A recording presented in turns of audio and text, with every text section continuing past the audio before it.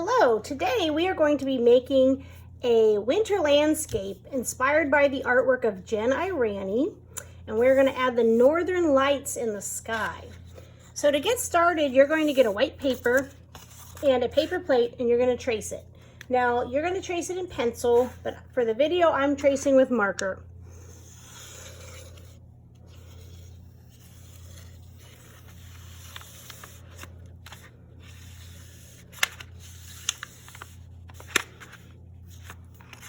So then I'm going to use this drawing guide to add my landscape.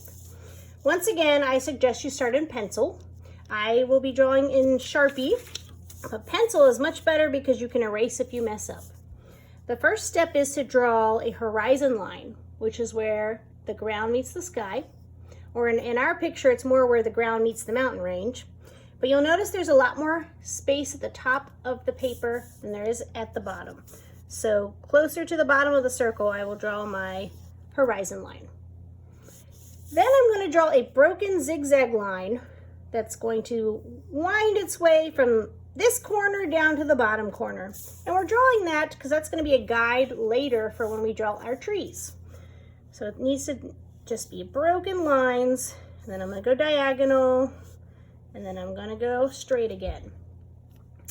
From here, I'm going to add a mountain range in my picture.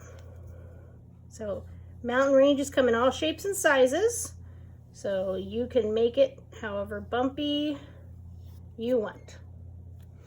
Next, I'm going to add some shadows on my mountain range. So on the left side of each of the peaks, I'm going to draw a little shadow. It's going to give it more realism. And also I'm going to draw the trunks of the trees. Now, the rule is the closer the tree is to you, the taller it's going to be. So these ones on this first line are going to be really tall, but as they move onto the middle line and the back line, they're going to get smaller. So these ones back here should be pretty little. Next step is I'm going to add more texture to my picture. So I'm going to draw the branches of my trees, and there's different ways you could do that. You could do lines on each side that are just all point up. You could do lines that all point down. And as they get towards the bottom, I make them a little bigger and a little bigger. And then this part you just kind of fill in. So they can point up, they can point down. You could do it in a row like this. You do one row, and then the next one gets a little bigger.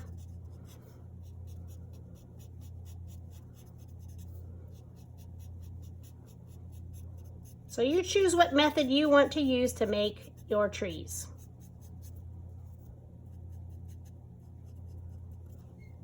Then I'm going to add some lines into the shadows. And the reason we're doing all these lines is because we're not coloring the bottom. We want to add texture to it so your eye has something interesting to look at. So it's not just all black and white. There is different areas that look more of a gray tone because we've added shadow to it. Also, you can see that there's little marks on the mountain. I'm going to add some of those, just some lines pointing down.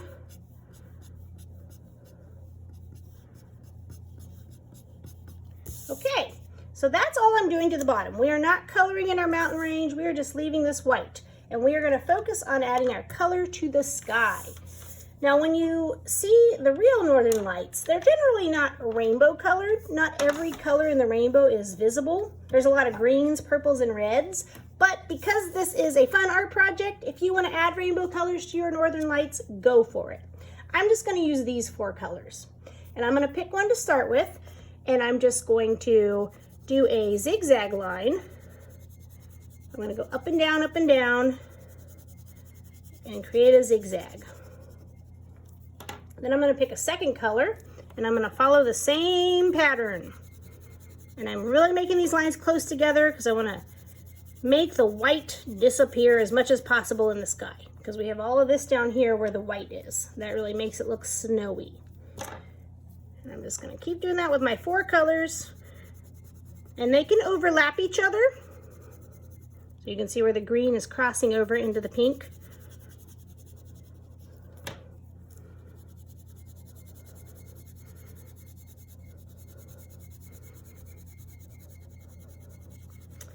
And my last step is I'm going to add the night sky.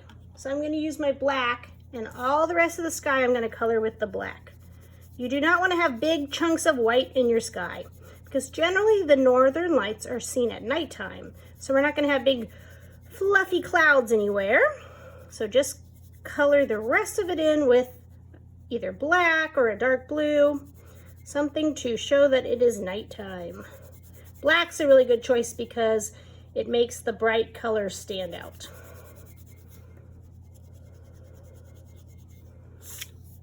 This can be done with colored pencil also, so if you do not have crayons, colored pencils work just fine for this project.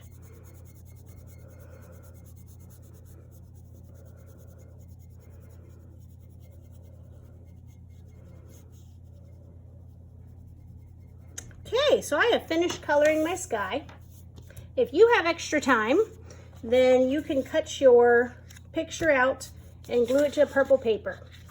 Now I know I just collected something of yours that hung in the hallway, but these are such a nice winter landscape that I would also like to hang these in the hallway.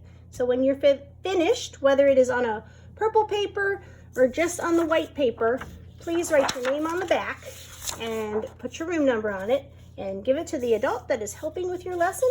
I cannot wait to see these beautiful pictures, and work your best and have an incredible art class.